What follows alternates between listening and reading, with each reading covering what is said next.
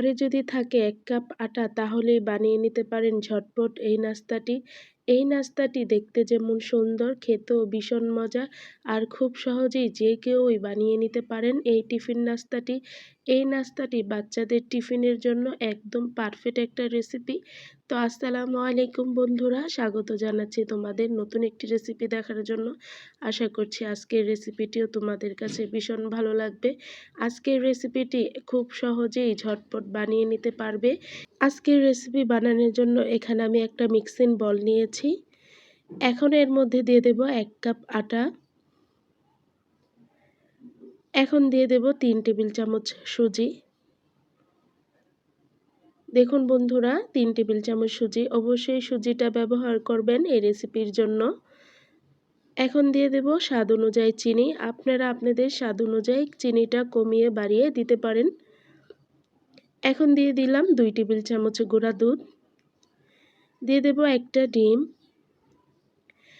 অল্প লবণ দিয়ে আমি এখন চামচের সাহায্যে সবগুলো মিক্স করে নেব।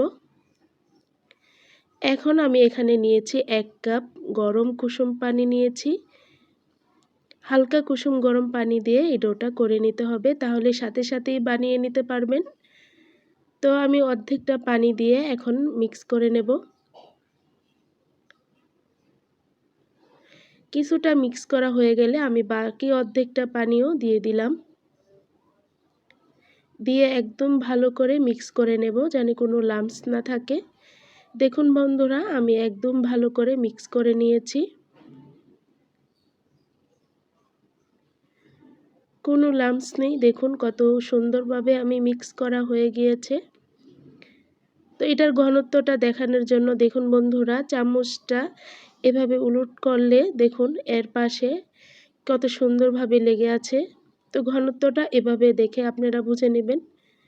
দেখুন বন্ধুরা, এটার ঘনত্বটা কীরকম হয়েছে। যেহেতু আমি ১ কাপ আটা নিয়েছি, তাই আমি ১ কাপের সাথে ১ কাপ পানি আমার পারফেক্ট মাপ হয়ে গিয়েছে। তো আপনারা যদি কম বেশি করে নেন তাহলে এভাবে ঘনত্বটা দেখে বুঝে নেবেন। তো এখন আমি রেখে দেব ১০ মিনিটের জন্য রেস্টে। আপনারা চাইলে সাথে সাথে বানিয়ে নিতে পারেন যদি হাতে কম সময় থাকে। তো ১০ মিনিট পরে ফিরে আসলাম। চুলায় একটা প্যান বসিয়ে দিয়েছি। এখন একটা ব্রাশের সাহায্যে আমি অল্প কিছু তেল ব্রাশ দিয়ে লাগিয়ে নিচ্ছি।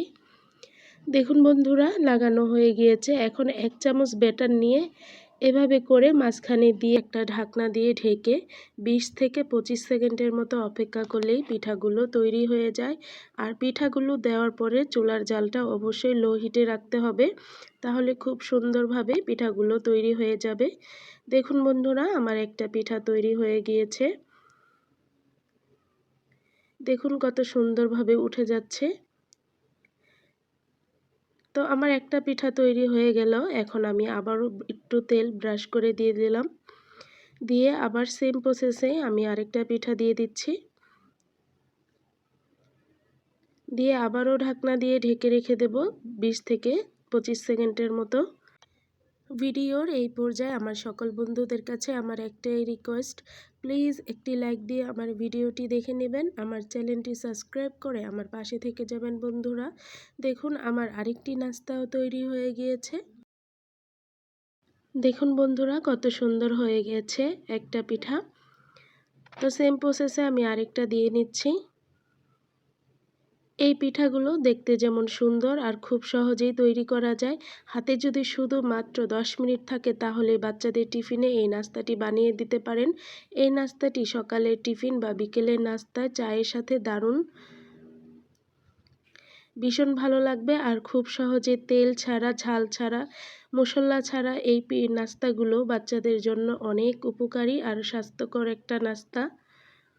সবগুলো নাস্তা আমার বানানো হয়ে গিয়েছে। দেখুন কত সুন্দর লাগছে। নাস্তাগুলো খুব সফট আর নরম। দেখুন বন্ধুরা, কত ছিদ্রযুক্ত হয়েছে। দেখুন, তেল ছাড়াও যে এত সুন্দর এত মজার একটা নাস্তা বানানো যায়, না বানালে কখনোই জানবেন না। এভাবে একবার হলো বাচ্চাদের টিফিন বা বিকেলের নাস্তায় তৈরি করে দিতে পারেন বন্ধুরা। আমার মেয়ে তো অনেক বেশি পছন্দ করেছে, তাই বানানোর সাথে সাথেই কিছু পিঠা খেয়ে নিয়েছে। এত বেশি মজা হয়েছে। আপনারা চাইলেও বাচ্চাদের টিফিন বা বিকেলের নাস্তা এটা দিতে পারেন। ছোট বড় সবাই অনেক বেশি পছন্দ করবে। আজকের রেসিপিটি কেমন লাগলো অবশ্যই কমেন্টে জানাবেন। সবাই ভালো থাকবেন। আসসালামু আলাইকুম। ঘরে থাকা অল্প কিছু উপকরণ দিয়ে যে এত মজার একটা নাস্তা বানানো যায়, না বানালে কখনোই জানতাম না। আসসালামু আলাইকুম বন্ধুরা, স্বাগত জানাচ্ছি তোমাদের নতুন একটি রেসিপি দেখার জন্য। আশা করছি আজকের রেসিপিটিও তোমাদের কাছে ভীষণ ভালো লাগবে। আজকের রেসিপির জন্য এখানে আমি একটা মিক্সিং বল নিয়েছি। এর মধ্যে দিয়ে দেব 1 কাপ আটা। চাইলে তোমরা এখানে ময়দাও ব্যবহার করতে পারো বন্ধুরা। দিয়ে দেব স্বাদ মতো লবণ। এখন দিয়ে দেব 1 চামচ চিনি। অবশ্যই চিনি ব্যবহার করবে, তাহলে খেতে আরও ভীষণ ভালো লাগে। তো এখন আমি এখানে নিয়েছি কুসুম গরম পানি, দিয়ে একটা শক্ত করে ডো করে নেব। ডোটা বেশি নরম করা যাবে না, তাহলে নাস্তাগুলো বানাতে গেলে অসুবিধা হবে। তো আমি শক্ত করে একটা ডো করে নিয়েছি। এখন ভালো করে গুল করে ঢাকনা দিয়ে ঢেকে আমি রেখে দেব 10 মিনিটের জন্য। এখন আমি একটা বাটি নিয়েছি, এর মধ্যে দিয়ে দেব একটা ডিম। অল্প লবণ দিয়ে আমি ডিমটাকে ভালো করে ফেটে নেব। তেল মশলা ছাড়াও যে এত মজার একটা নাস্তা বানানো যায়, না বানালে কখনোই জানতাম না। এই রেসিপিটি ছোট বা বড় সবাই অনেক বেশি পছন্দ করবে বন্ধুরা। তো আমি প্যানের মধ্যে গরম করে নিয়েছি পানি। এখন গরম পানির মধ্যে ফেটিয়ে রাখা ডিমটা দিয়ে দেব। দেখো বন্ধুরা আমি কিভাবে দিয়ে দিলাম। দিয়ে কিছুক্ষণ আমি বলক তুলে নিয়েছি। বলক চলে আসলে এখন একটা ছাঁকনির সাহায্যে সবগুলো ডিম আমি তুলে নেব।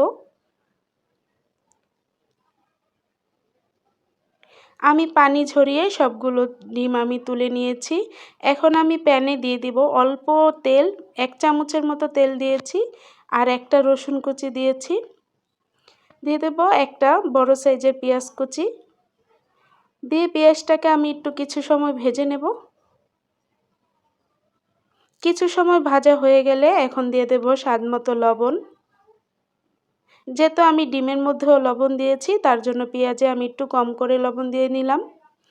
এখন আমি দিয়েছি ডিমটা দিয়ে পেঁয়াজের সাথে আমি ভালো করে মিক্স করে নিয়েছি। মিক্স করা হয়ে গেলে এখানে আমি দিয়েছি একটা কাঁচামরিচ কুচি, অল্প দিয়েছি কালো গোলমরিচের গুঁড়ো, চাইলে আপনারা এটা বাদ দিতে পারেন। 1/2 চামচ দিয়েছি চাট মশলা, দিয়ে আমি ভালো করে কষিয়ে নেব। তো আমি অল্প টমেটো সস দিয়ে দিলাম, চাইলে এটাও আপনারা বাদ দিতে পারেন বন্ধুরা। তো আমি ভালো করে রান্না করে নিয়েছি ডিমটা। পুরটা রান্না করে সাইড করে রেখে দিয়েছি। এখন যে ডোটা করে রেখেছিলাম সেই ডোটা থেকে ছোট ছোট করে লেচি কেটে নেব। দেখুন বন্ধুরা আমি 6 থেকে 7টা লেচি কেটে নিয়েছি। এই লেচিগুলো দিয়ে এখন আমি ছোট ছোট রুটি বানিয়ে নেব। আমি অফ স্ক্রিনে ছোট ছোট করে রুটি বানিয়ে নিয়েছি। আমার সকল বন্ধুদের কাছে আমার একটাই রিকোয়েস্ট, প্লিজ একটি লাইক দিয়ে আমার ভিডিওটি দেখে নেবেন। আমার চ্যানেলটি সাবস্ক্রাইব করে আমার পাশে থেকে যাবেন বন্ধুরা। দেখুন আমি রুটির মধ্যে পছন্দ মতো পুর দিয়ে দিলাম। দিয়ে দুই পাশের রুটিটা এভাবে টেনে এই পাশের রুটিটা এভাবে লাগিয়ে দিয়ে মুড়িয়ে নিলেই সুন্দর একটা নাস্তা তৈরি হয়ে যায়। এই নাস্তাগুলো দেখতে যেমন সুন্দর তেমনি টেস্টি আর হেলদি একটা নাস্তা। দেখুন বন্ধুরা ঝটপট করে বানিয়ে নিলাম। এই নাস্তাটা যে কেউ বানিয়ে নিতে পারে, এত বেশি সহজ। দেখুন বন্ধুরা তেল ঝাল ছাড়া এই নাস্তাগুলো খুবই ভালো লাগে। বাচ্চাদের টিফিন বা বিকেলের চায়ের সাথে এই নাস্তাগুলো দিতে পারেন বন্ধুরা। দেখুন সেমভাবে আমি আরেকটা নাস্তা বানিয়ে নিলাম। এখানে আমি একটু পানি লাগিয়ে দিয়েছি, জানি নাস্তাগুলো ভাজার সময় বা সিদ্ধ করার সময় খুলে না যায়। আমি অফিস কিনে সবগুলো নাস্তা বানিয়ে নিয়েছি।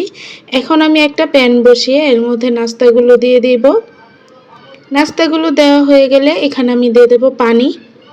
আমি এখানে 2 কাপ পানি দিয়ে নাস্তাগুলো 2 থেকে 3 মিনিট সিদ্ধ করে নেব।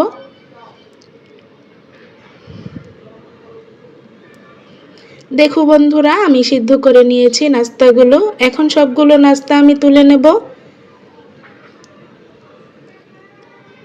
নাস্তাগুলো আমার পানি ঝরিয়ে তোলা হয়ে গিয়েছে। আমি আবারও চুলায় প্যান বসিয়ে দিলাম। প্যানে দিয়ে দেব অল্প তেল। তেল দিয়ে একটা ব্রাশের সাহায্যে আমি তেলটা পুরো প্যানে লাগিয়ে নেব। তেলটা লাগানো হয়ে গেলে এখন সিদ্ধ করা নাস্তাগুলো দিয়ে দেব। নাস্তাগুলো দিয়ে এপাশ ওপাশ করে ভেজে নিতে হবে। নাস্তাগুলো আমি এপাশ ওপাশ করে পছন্দ মতো কালার আসার আগ পর্যন্ত ভেজে নিয়েছি। এখন সবগুলো নাস্তা আমি তুলে নেব।